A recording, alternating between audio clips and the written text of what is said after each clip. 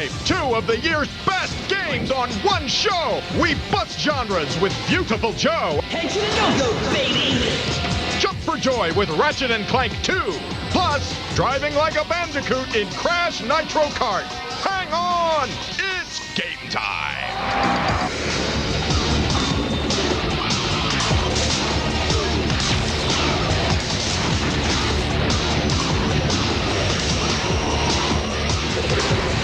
Please welcome 2 people who can read above a 3rd grade level.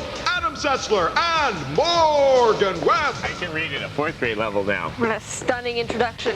Welcome to X-Play. Today's show is full of reviews. And it is my pleasure to inform you that on this very show... This one? This one? What? Not one, but 2 games get a perfect score of 5 out of 5. Yes, these are games that you will want to buy and play and keep in your permanent collection. Yeah, not the temporary collection.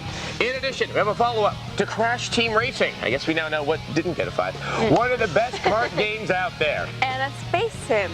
Plus, we torture our interns. Again. For us, it just never gets old. But we begin with an action title that's so good, so unique, and so darn pretty to look at that we had a hard time putting it down long enough to tape this show. We love it. Yeah. We think you'll love it. And there's nothing else like it out there. Here's our review of Viewtiful Joe for the GameCube. Those who still have faith in justice and honor, valor and goodness call out his name. Head to the no-go, baby. Just when you think the video game creativity tank is running dry, along comes a game like Viewtiful Joe for the GameCube. What's up? Well, come and get it. As the game begins, Joe's having a night at the movies with his girl. Joe, is this your idea of a date movie? Though he might want to work on his moves. Go away. Come on. Real smooth, Joe. The heck? He may not be a hit with the ladies, but when he suddenly gets sucked into the movie, his life is turned upside down. Joe was taken under the wing of Captain Blue, likely the only superhero you'll ever see with a beer gut. Ready or not, here I come. After Captain Blue gives sound reasoning for why he can no longer carry on his heroic duties, I am no longer able to fight because I have been defeated. Joe takes up the mantle as his alter ego, Viewtiful Joe. Who? Me? As you progress through the game, Joe is given time-warping abilities, the first one being slow. This allows him to slow down spinning enemies or dodge bullets. On the flip side, Joe also gets a Mach speed ability that allows him to dish out a flurry of punishment. So sweet!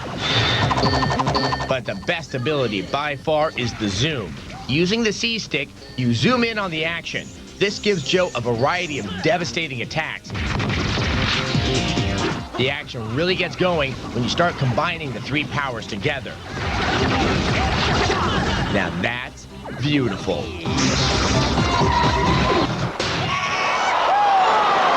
His special moves are also used to solve some interesting puzzles. Adding to the intrigue is a list of special moves that can be purchased between levels. These special moves tend to come in handy in specific situations. Boomerang.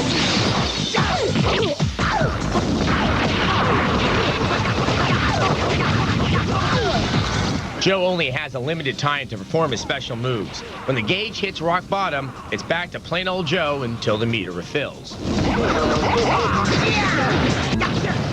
Just like any good beat-em-up, Viewtiful Joe has some awesome boss fights.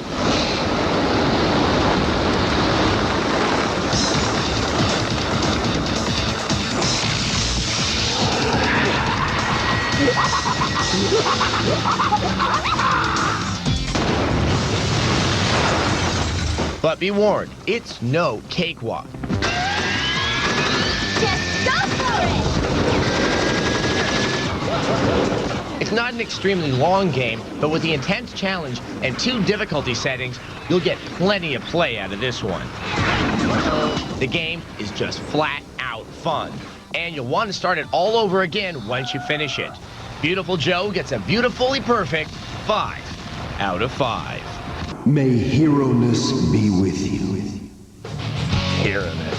It's good stuff. Yes, and I can't begin to tell you how much we enjoy this game. One word of warning, don't start playing the game late at night, because this is one of those ones you cannot put down. You got to keep on going, and you'll be up until 3, so hopefully you don't have anything to do the next day. And you know, at the moment, Viewtiful Joe is, of course, only available on the GameCube, so it's a good thing the console's only 99 bucks. Now, if you'd like to read our full review of Viewtiful Joe, visit our website at techtv.com/xplay. Or you can always join X-Play chat every Tuesday at 4 p.m. Eastern Time. Now stick around, we have more games, more reviews, and another 5 out of 5. It's big. Yeah, it is. Coming up, hot tubs in space with Space Colony. Harnessing the powers of fire and water, it's Adam Sessler and Morgan Webb. So who's Aaron Dirt? Who knows? Welcome back to X-Play. We have a strategy game that could be called Hot Tubs in Space. Except that kind of sounds like something you'd see on Skinamax. That's something I did see on Skinamax. They named this game Space Colony, and not surprisingly, it takes place in a space colony with hot tubs. Here's our review. Medibay prepped. A mission objective has been completed. What happens when you take a whole bunch of divergent personalities and send them off into outer space to work side by side? You got a girlfriend? No way, I don't like you. Most of the time, the space shit hits the proverbial space fan. Pardon my French. So making sure that doesn't happen is the main goal in Space Colony, the new PC game from Firefly Studios. Did you, like, fart? A lot of people are comparing Space Colony to The Sims. Right off the bat, the similarities between these two games are apparent. You control a whole bunch of little people. They spend their days and nights doing little jobs like mining. There you go, Stig. You are the mining king. Maintaining oxygen and power levels in your base, and other assorted tasks. But in order to keep them working hard, you have to keep them happy. They need to be fed, for one. Apparently the only thing to eat in outer space is green space goo. No. But it's either that or start raising space chickens. Double ugh. And your troopers will need to keep clean and healthy. So showering is good. Once a week, whether you like it or not. Adam, do you want to write that down? Also, they need entertainment. So you have to make sure to place lots of fun things to do. Shake your space moneymakers. You want to teach me how to dance? Now, they also need to socialize. This one is really tricky because some people are just hard to get along with. Take Tammy, the hard-drinking redneck. I do like a drink. She just loves to gab, but no one really seems to like her. That's the best you can do. Oh, come on, hit me again. Luckily, you can help smooth things over by forcing your colonists to sit down and work things out. Talking out your ass. Anyway, as you see, in addition to all this madness, you need to complete certain goals in order to advance through the game. But at least one of you is a moron. Although the campaign starts out fairly easy, it quickly becomes very difficult, since it requires you to juggle over a dozen people. Thankfully, there are a bunch of standalone missions that focus on different things. And there's a sandbox mode that lets you build a base without worrying about a goal. Looking good. There's a lot of stuff to explore and do in this game. Plus, managing the 20 different personalities will keep you on your toes no matter how you play. What about some medication? Mission difficulty aside, Space Colony excels at giving players the chance to create the perfect work environment. It's a bit like playing Virtual Human Resources Manager. Woohoo! So we give Space Colony an above average 4 out of 5. Now get back to work. I totally couldn't care less. And while that game is about micromanaging the lives of your colonists, sometimes hosting X-Play is about micromanaging the lives of our interns. And at X-Play, micromanage is just a euphemism for torture. Don't look at me! X-Play interns, the workhorses of our little show. They've shared the laughter. Pirate! Yes, sir! And the pain. Oh, did that hurt you? But now, our hosts have found a new use for their human doormats. This is nice. Yeah. You know what would make this nicer? Sure do. Game! Yep. I do not play the 16-bit. Get me a console!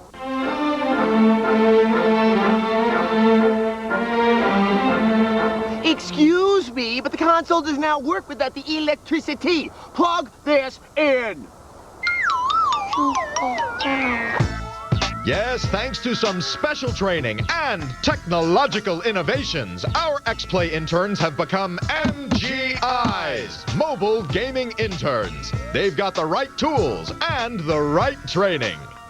Don't get stuck playing on a full-size TV. Our MGIs provide the proper gear, like this LCD controller by HIP Interactive. It's a PS2 controller with a 2.6-inch LCD screen attached. It even has stereo speakers. Who needs a screen much bigger than 2 inches when all you're doing is playing video games? See how much Morgan enjoys this style of gaming? Let's see how Adam is enjoying his HIP Interactive controller. It's so small I can't see it. How am I going to shoot these little guys? Another piece of mobile gaming equipment the MGIs provide is this 5.6-inch LCD screen by Intech for the PS2. It has built-in stereo speakers and is great for gaming without being bound to that boring TV set. Let's check in with Morgan to see how she'll make use of the Intech PS2 screen. So, I'm going to be sending Morgan to the Alabama Mud Wrestling Convention next month. Morgan, good with that? Oh, yeah, I'm all over it. Green light that. Green light it. Yeah. There may be some nudity involved, but that's all part of the game, so it's all right. That works. Our MGIs are always ready with the mobile gaming gear, like this Intech 5.4-inch LCD screen for the Xbox. This screen can be used in multiple gaming situations and provides vivid color graphics for the Xbox.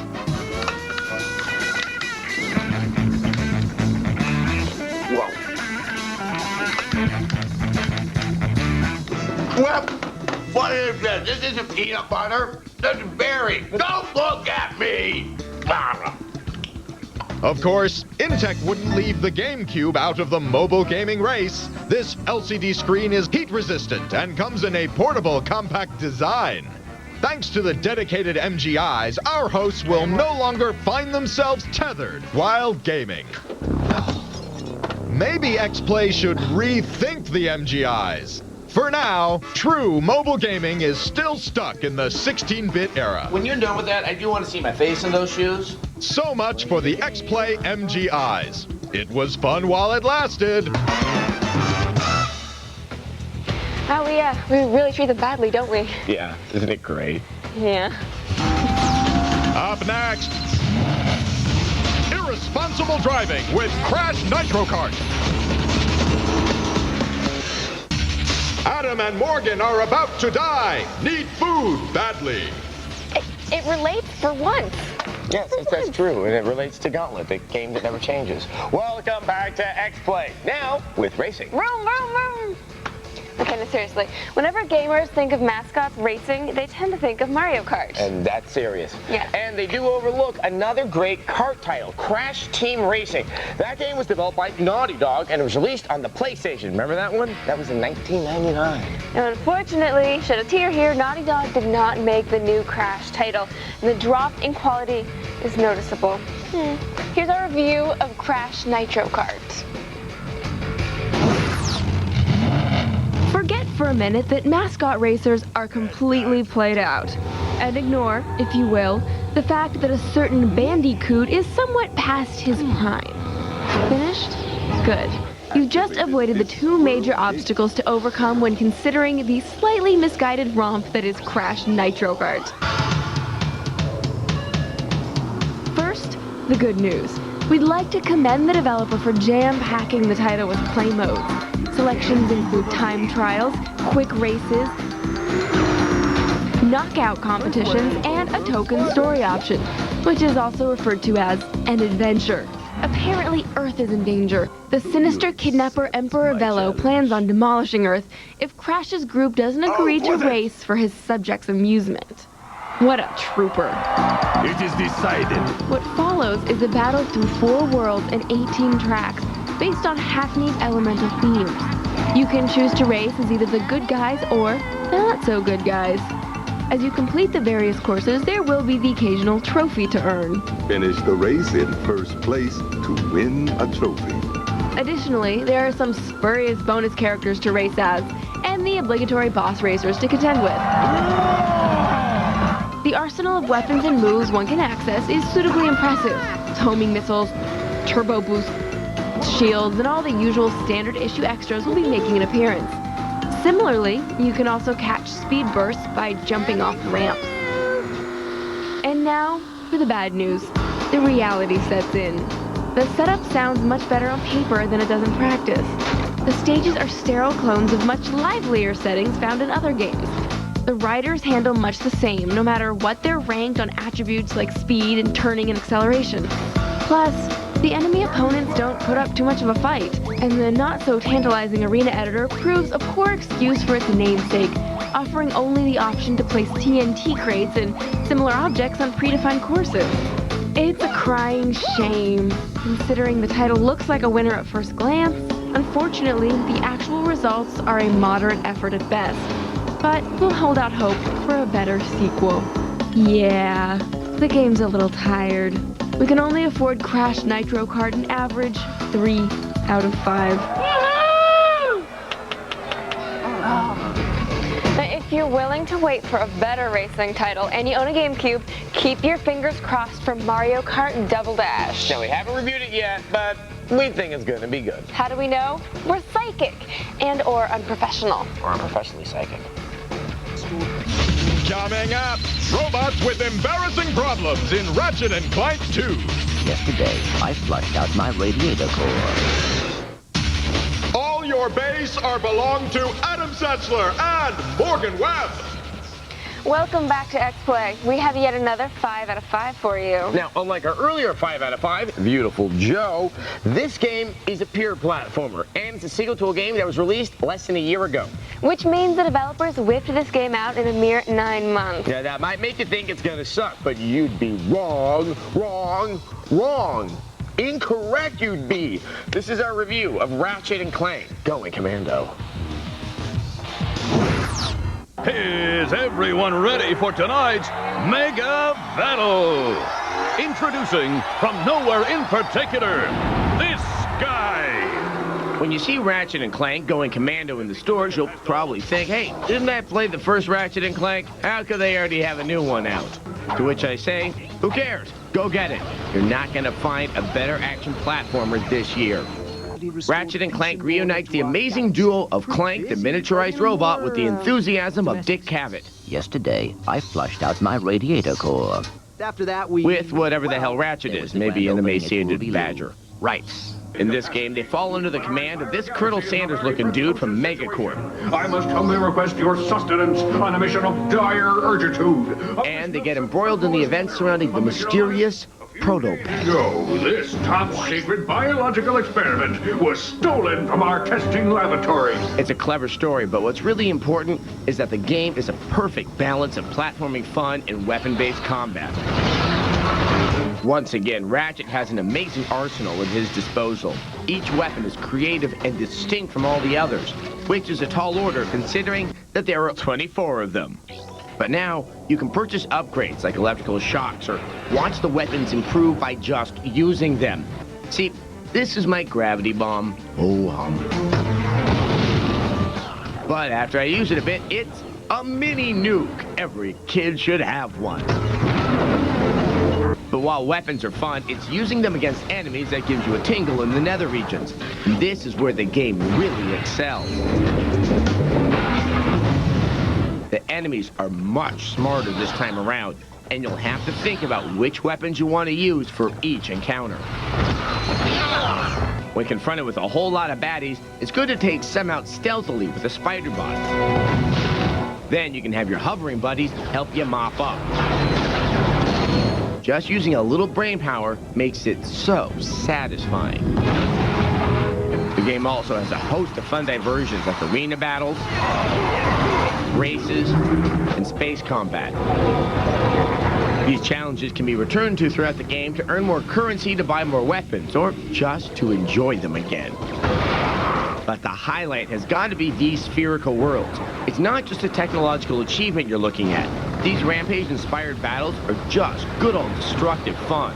Should you feel bad about destroying a peaceful town on a small planet? No.